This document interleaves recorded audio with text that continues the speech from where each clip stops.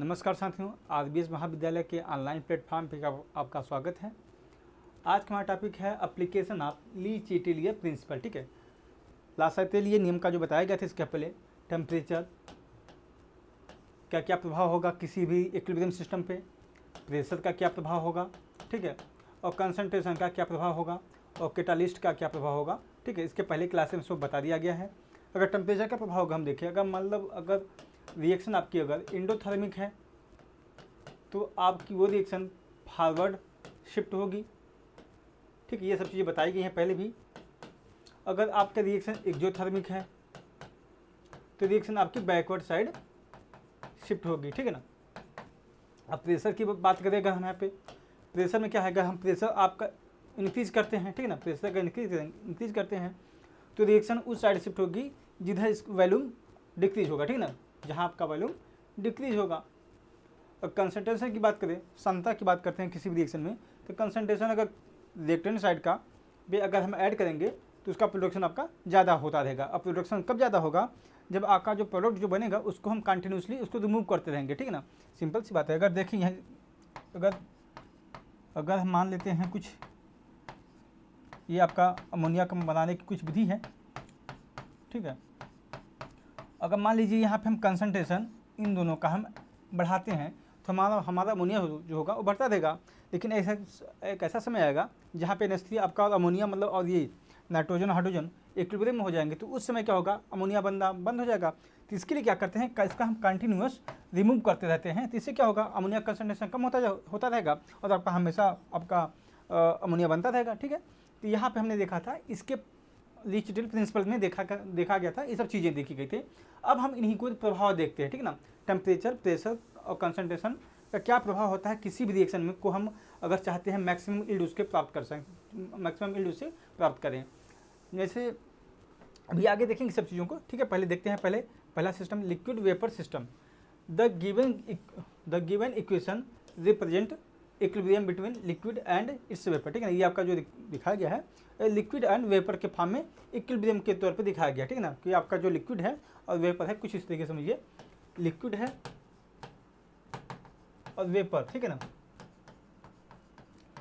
ये ऐसी सिचुएशन में है, अब लिक्विड से वेपर बनना बंद हो गया है, अब वेपर से लिक्विड बनना बंद हो गया। ठीक है ना, वो अपने साम्य अवस्था में है। इस समय में इनमें ना लिक्विड से वेपर में कन्वर्ट हो रहा है, ना वेपर से लिक्विड में हो रहा है। ठीक है ना, कहने का मतलब है वेपर से लिक्विड में कब कन्वर्ट होगा, जब इसका वेपर से कंडेंसेशन जो प्रोसेस होता है, जो संघनन होता है, संघनन होकर लिक्विड बनता है। और लिक्विड कब बनता है, लिक्विड इस वेपर में कब कन्वर्ट होता है, जब इसका वेपराइजेशन होता है। ठीक है ना, जब इसका हम वेपराइजेशन करते हैं तो आपका वेपर में बनता है, भाप में बनता है ये। ठीक है, तो भी इस अवस्था में है कि आपका लिक्विड और वेपर दोनों आपके एकदम बिल्कुल लिक्विड से ना वेपर बन रहा है, ना वेपर से लिक्विड बन रहा है। ठीक है ना, उस कंडीशन की यहाँ बात की जा रही है। ठीक है, उसी को हम लोग बोलेंगे यहाँ पे इक्विलिब्रियम या फिर साम्य अवस्था उसको बोलेंगे। तब देखते हैं, पहला देखते हैं चेंज इन प्रेशर। ठीक है, मान लीजिए ऐसा सिस्टम है, उसमें हम करते हैं प्रेशर को चेंज करेंगे तो क्या होगा। ठीक है, when a system with liquid vapour equilibrium is subjected to increase the pressure. ठीक है ना, अब मान लीजिए ऐसा कोई सिस्टम है, अब उसमें क्या कर रहे हैं, हम प्रेशर को हम इंक्रीज कर दे रहे हैं। ठीक है ना, हम यहाँ क्या कर रहे हैं, increase the pressure, the system shift in the direction reduced volume. ठीक है ना, अब क्या बोला जा रहा है कि जैसे ली चिटेलियर प्रिंसिपल में बोला गया था कि अगर आप किसी भी सिस्टम पे अगर हम प्रेशर घटाते हैं बढ़ाते हैं, मान लीजिए बढ़ाते हैं, जो बताया था इसके पहले मैंने कि अगर किसी भी सिस्टम में अगर हम प्रेशर को इंक्रीज करेंगे तो होगा क्या, वो सिस्टम अपनी उस साइड शिफ्ट होगा जिधर उसका वॉल्यूम डिक्रीज करेगा। ठीक है, तो यहाँ पर वही बात की जा रही है कि subjected to increase the pressure the system shift in the direction of reduced volume. ठीक ना, जिस साइड उस रिएक्शन में वॉल्यूम जिसका, मान लीजिए यहाँ पर अगर देखेंगे आपका लिक्विड है वेपर है, अगर लिक्विड का क्या होगा, इसका जो फिक्स आयतन होता मतलब इसका फिक्स नहीं होता, लेकिन अगर देखें वेपर की तुलना में लिक्विड का वॉल्यूम कम होता है। तो अगर मान लीजिए हम यहाँ पे अगर प्रेशर हम बढ़ाते हैं, ठीक है ना, अगर देखें अगर हम इसको लिक्विड देखें, लिक्विड आपका ये और वेपर था। ठीक ना, अब भाप का हमेशा अगर जानते हैं इसका जो आयतन होगा वो ज़्यादा बड़ा होता है, वॉल्यूम इसका वेपर का ज़्यादा होता है, और लिक्विड का आयतन जो होता है वो कम होता है। अब यहाँ क्या बात की जा रही है, अगर हम टेम्परेचर यहाँ इसका जो वॉल्यूम होगा इसका वैल्यूम कम होता है, ठीक है, इसका कम होता है, समझिए इसका वैल्यूम आपका ज़्यादा होता है। अगर यहाँ पे क्या बताया जाता है कि हम प्रेशर का इसका इंक्रीज करते हैं तो क्या हो करेगा ये अपने आप को जिधर इसका वैल्यूम कम होगा उस साइड को डिक्रीज करना चाहेगा, ठीक है ना। अगर इसका हम प्रेशर इंक्रीज करते हैं तो होगा क्या, अगर हम प्रेशर यहाँ पे इंक्रीज करेंगे तो होगा क्या, आपका वेपर जो होगा इसका वैल्यूम ज़्यादा है, ठीक है, तो ये अपने आप को शिफ्ट इस साइड करेगा, ठीक है ना। जैसे आप प्रेशर बढ़ाएंगे तो आपको ये रिएक्शन उस साइड शिफ्ट होगी जिधर वैल्यूम डिक्रीज करेगा, डिक्रीज होगा, ठीक है ना। तो यहाँ पे देखेंगे जो लिक्विड का जो वैल्यूम है वो कम होता है, तो जो वेपर फॉर्म है ना, वेपर से अपने आप को वेपर से ये लिक्विड में कन्वर्ट होना शुरू हो जाता है, ठीक है, लिक्विड से वेपर में कन्वर्ट होना हो जाता है ये। तो फिलहाल अभी और देखते हैं, इसको देखते हैं। ये बताया जा रहा है कि आपका जो डायरेक्शन ऑफ रिड्यूस्ड वॉल्यूम, ठीक है ना, अकॉर्डिंग टू ली चिटेलियर प्रिंसिपल। ये ली चिटेलियर प्रिंसिपल था लासटेलियन का, तो वहाँ के द्वारा इसको बताया गया था पहले, ठीक है ना। Because liquid have lesser volume, ठीक है ना, मैंने इसके पहले बताया कि जो आपका तरल पदार्थ होते हैं वो भाप की तुलना में, वाष्प की तुलना में उनका वॉल्यूम कम होता है। तो यहाँ बोला जा रहा है कि the liquid have a lesser volume than vapour, ठीक है ना। A rise in pressure on the system will cause vapor to condense into liquid, ठीक है। जैसा मैंने बताया कि अगर हम प्रेशर बढ़ाएंगे तो यहाँ पे ली चिटेलियर प्रिंसिपल में बोला गया था कि अगर किसी भी सिस्टम का अगर प्रेशर बढ़ा रहे हैं तो अपने आप को उस साइड शिफ्ट करने की कोशिश करेगा जिधर उसका वैल्यूम डिक्रीज होगा, ठीक है ना। तो यहाँ पे इसका वैल्यूम कम है तो ये अपने आप को लिक्विड की साइड डिक्रीज करेगा। अब लिक्विड की साइड वेपर कैसे डिक्रीज करेगा, ये सिंपल सी बात है, वेपर का जब कंडेंसेशन होता है तभी तो अपने आप को लिक्विड में कन्वर्ट करता है। तो यहाँ पे ही हो रहा है कि rise in pressure on the system will cause the pressure to condense into liquid, causing the equilibrium to shift the left, ठीक है। अब क्या होगा, अब का इक्विलिब्रियम जो होगा, जो साम्य अवस्था होगी, अब किस साइड शिफ्ट करेगी, ठीक है। अब आपकी ये जो वेपर से इस साइड शिफ्ट होगा, ठीक है ना। कहने का मतलब है जब प्रेशर बढ़ाएंगे तो आपका जो रिएक्शन होगी वो बैकवर्ड डायरेक्शन में चलेगी, ठीक है ना।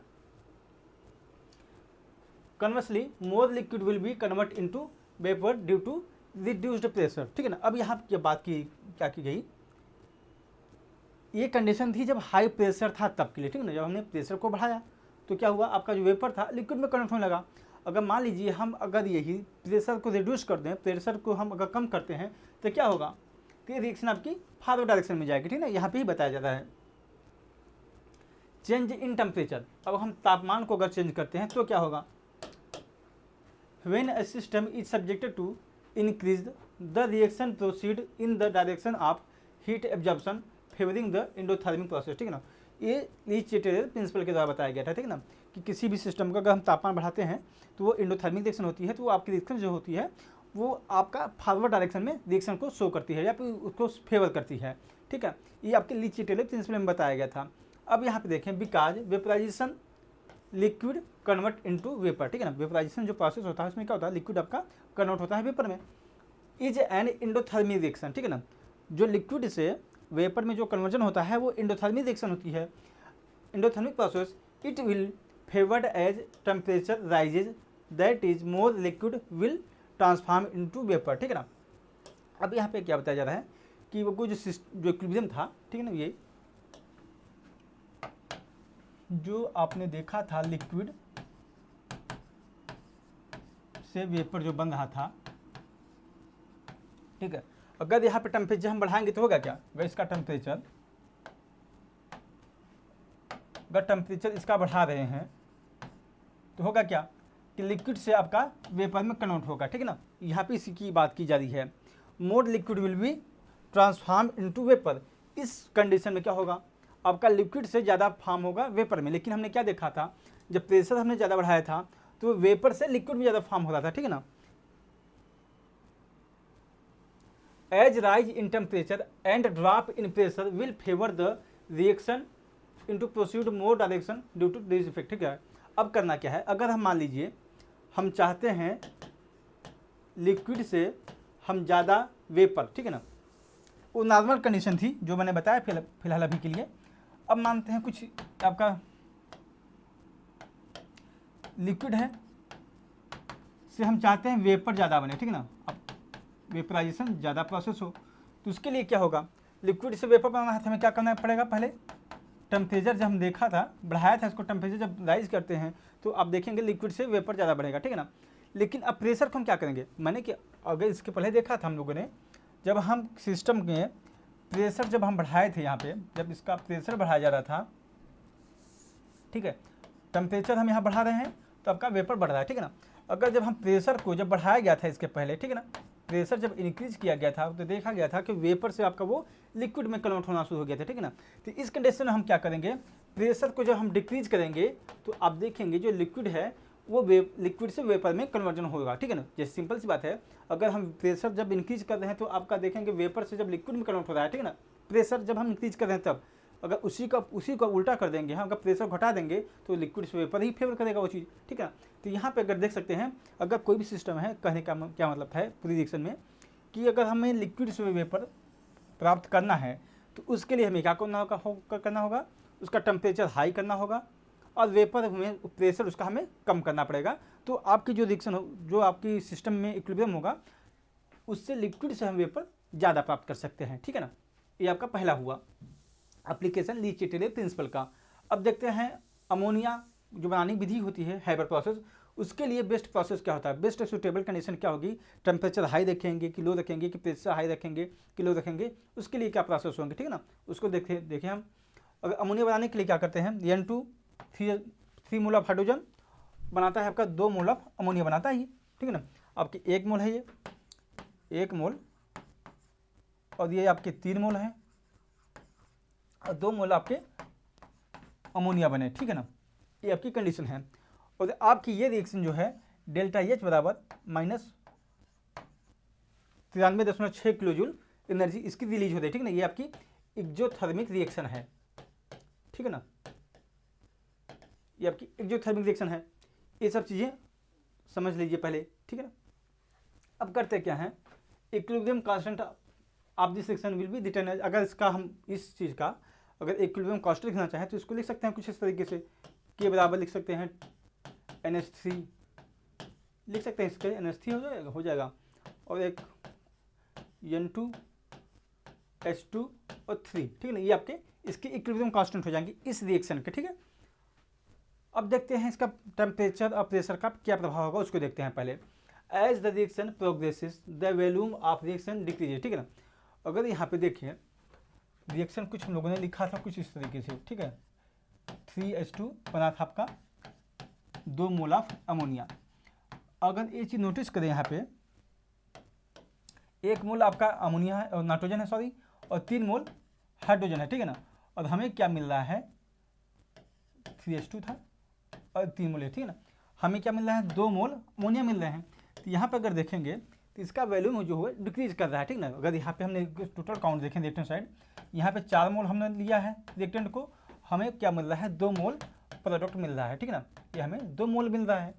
तो क्या देखते हैं हम, यहाँ पे जो इसका वैल्यूम है उसका डिक्रीज हो रहा है। तो ये देखिए, अगर as the reaction progresses the volume of reaction decreases and pressure increases, ठीक है ना।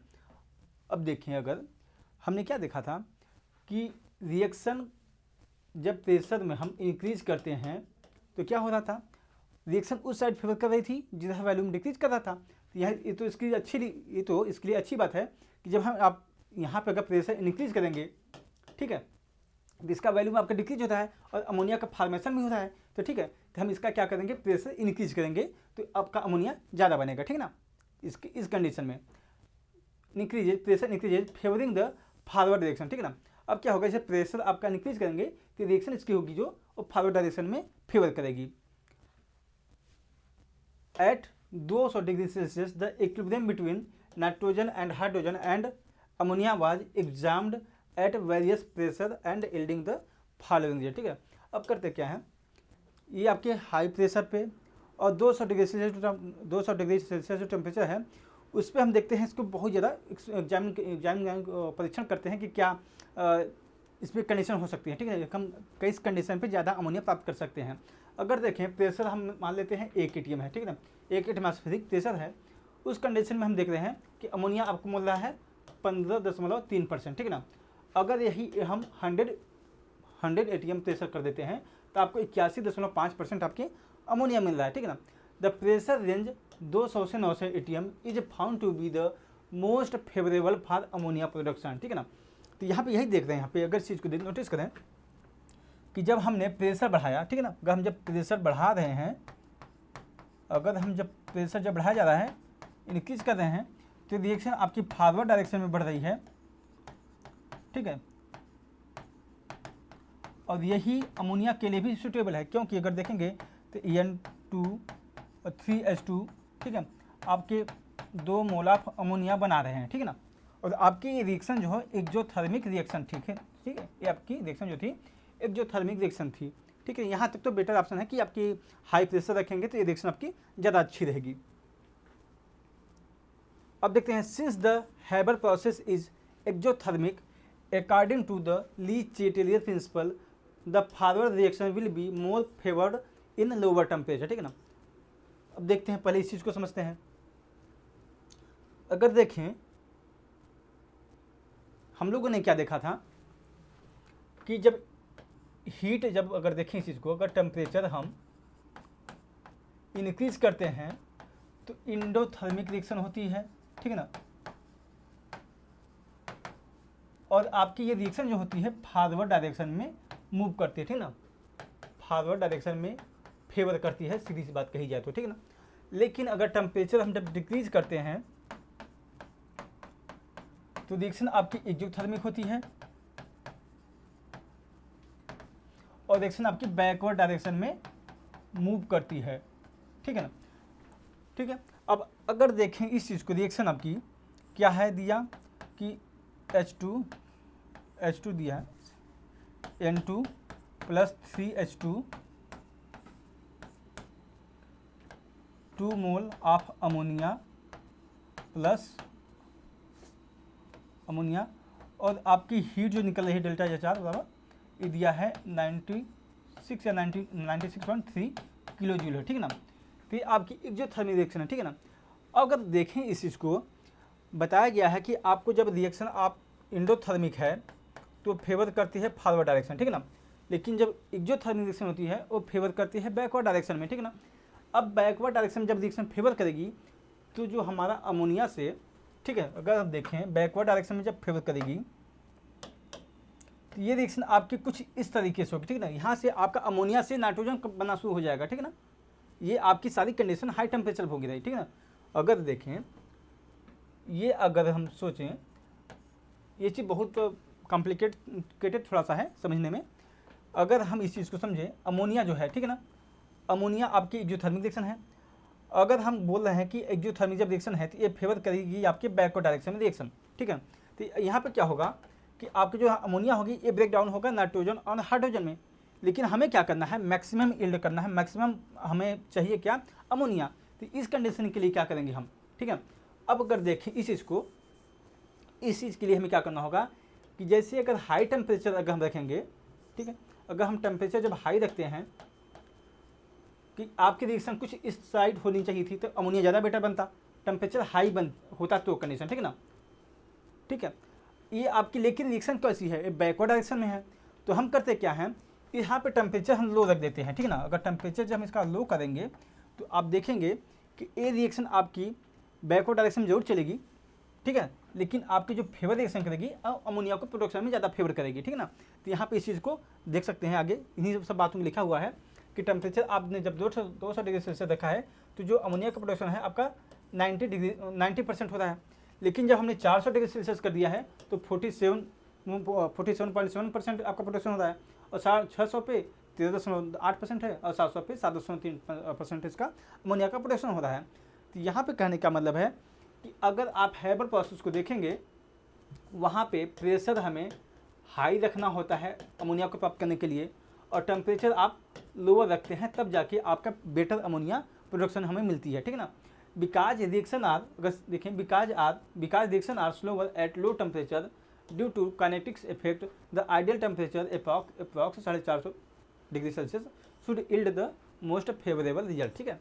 तो कुल मिला की बात यही है कि अगर पूछा जाए कि हैबर प्रोसेस में अमोनिया किस कंडीशन में ज़्यादा हमें प्राप्त होगी, तो सिंपल सी बात वही बोलना है कि प्रेशर हमें ज़्यादा होना चाहिए उस रिएक्शन के लिए, और टेम्परेचर आप लोअर रखेंगे तो वहाँ से जो रिएक्शन बनेगी वो ज़्यादा यील्ड देगी अमोनिया को, ठीक है ना। Hence Haber process include 2 gases, आप 2 गैसेस कौन सी हैं, अमोनिया और nitrogen and hydrogen. A suitable catalyst should be used to accelerate the reaction in forward direction, ठीक है ना। इस रिएक्शन में हम कैटालिस्ट भी ऐड करेंगे तो ज़्यादा आपकी रिएक्शन वो तेज़ी से चलेगी, ठीक है ना। तीसरा का देखिए मैन्युफैक्चर ऑफ सल्फर ट्राइऑक्साइड, ठीक है, एक कॉन्ट्रेक्ट प्रोसेस आपने पढ़ा होगा कक्षा 12 की किताब में, संपर्क विधि से सल्फर ट्राइऑक्साइड कैसे बनाते हैं, ठीक है। तो अगर देखिए यहाँ पे इसके लिए क्या कंडीशन होनी चाहिए, sulphur trioxide is yield by the oxidation of sulphur dioxide during the manufacturing of sulphuric acid, ठीक है। यहाँ पे क्या किया हमने, 2 मोल SO2 लिया है और 1 मोल हाइड्रोजन लिया है, ठीक है, सॉरी ऑक्सीजन लिया है, बना आपका 2SO3, ठीक है ना। यहाँ पे कर देंगे रिएक्टेंट साइड, ये आपका टोटल है 3 मोल है, बना कितना 2 मोल, ठीक है। तो इसके लिए क्या है, हम जब यहाँ पे अगर देखेंगे इस चीज़ को, प्रेशर हम जब इंक्रीज करेंगे, ठीक है, यहाँ प्रेशर जब इंक्रीज कर रहे हैं तो वॉल्यूम रिएक्शन उस साइड शिफ्ट होगी जिधर आपका वॉल्यूम डिक्रीज करेगा। तो यहाँ पे देख रहे हैं आपका वॉल्यूम जो होगा डिक्रीज कर रहा है, तो इसलिए आपकी रिएक्शन आपकी फॉरवर्ड डायरेक्शन में शिफ्ट करेगी। तो यहाँ पे क्या होगा, अगर हमें SO3 ज़्यादा बनाना है तो यहाँ पे सिंपल सी बात है, हमें तब आपका प्रेशर ज़्यादा करना होगा, ठीक है ना। देख सकते हैं as the reaction progresses the volume of reaction decreases, ठीक है, as a result high pressure will favour forward direction, ठीक है। Since the context process is exothermic according to Le Chatelier principle lower temperature will be result in larger yield, ठीक है। जैसा कि Haber process में था एक्सोथर्मिक रिएक्शन थी, तो वहाँ पे भी हमने देखा था कि जो लोअर टेम्परेचर होगा वही आपकी हायर यील्ड देगी, ठीक है ना। तो यहाँ पे भी यही है, इसके लिए भी हम देखेंगे आपके लोअर टेम्परेचर, ठीक है, और हाई प्रेशर रखेंगे तो आपने देखा था अमोनिया का प्रोडक्शन ज़्यादा होगा, और यहाँ पे भी देख लेंगे आपने SO3 सल्फर डाइऑक्साइड का भी प्रोडक्शन ज़्यादा होगा, ठीक है ना। Equilibrium move in the direction of producing more sulphur dioxide as result increase in concentration of one of the reactant if the reaction is carried out under the excessive oxygen, ठीक है ना। अब यहाँ क्या बात की जाती है, मान ली हमने तो देख लिया टेम्परेचर प्रेशर का इफेक्ट देख लिया, अब कंसंट्रेशन की देख रहे हैं कि अगर मान लीजिए हम और भी ज़्यादा प्राप्त करना चाहते हैं तो क्या करेंगे हम, जैसे देखा था SO2 प्लस O2 प्लस बना था हमारा SO3, ठीक है ना। अब करते क्या है, अगर हमें SO3 को कंटिन्यू का हम रिमूव करते रहते हैं तो इसका कंसंट्रेशन कम होता रहेगा कंटिन्यू, तो जिसकी वजह से हम, और यहाँ आपने क्या किया, यहाँ पर आपने SO3 को कंटिन्यू रिमूव कर रहे हैं और यहाँ पर रिएक्टेंट साइड जिसका कंसंट्रेशन है इसको हमेशा ऐड कर रहे हैं, ठीक है। तो यहाँ पे क्या देखेंगे, आपका SO3 कंसंट्रेशन हमेशा कम होता रहेगा, जिसकी वजह से आपकी रिएक्शन होगी फॉरवर्ड डायरेक्शन में और फेवर करती रहेगी, और आपका प्रोडक्शन आपका जो होगा SO3 का वो बनता रहेगा कंटिन्यू, ठीक है ना। The reaction is favourable between SO2 gas and O2 at pressure 1.5, ठीक है, 1.5 से 1.7 degree Celsius, 1.7 ATM and temperature आप 420 से 450 डिग्री सेल्सियस, ठीक है ना। यहाँ पे सिंपल सी बात बोली गई कि आपकी जो रिएक्शन होगी वो कितनी डिग्री सेल्सियस पर किस कंडीशन में ज़्यादा फेवरेबल होगी। अब देखते हैं फॉर्मेशन ऑफ नाइट्रिक ऑक्साइड, ठीक है ना, इसको बोलते हैं बिकलैंड एंड आई प्रोसेस, ठीक है। इस नाइट्रिक ऑक्साइड के प्रोडक्शन को जो प्रोसेस है उसको बोलते हैं ये। Reaction is one of the first step in this reaction. अब देखते हैं किस चीज़ को, देखें यहाँ पे ये आपकी इंडोथर्मिक रिएक्शन, ठीक है ना। एक चीज़ याद रखिएगा, अगर कुछ इस तरीके से अगर लिखा हो, यहाँ पे अगर माइनस सिंबल हो तो वो आपकी होगी एक्सोथर्मिक, ठीक है ना, एक्सोथर्मिक रिएक्शन होगी। अगर आप डेल्टा H और यहाँ पे पॉजिटिव है तो आपकी होगी इंडोथर्मिक रिएक्शन, ठीक है। एक चीज़ और है, अगर रिएक्शन में ही अगर ऐड कर दिया गया है पॉजिटिव में तो वो आपकी होगी एक्सोथर्मिक रिएक्शन, अगर माइनस है यहाँ पे तो आपकी इंडोथर्मिक रिएक्शन होगी। ये चीज़ें आपको ध्यान रखनी है, ठीक है ना।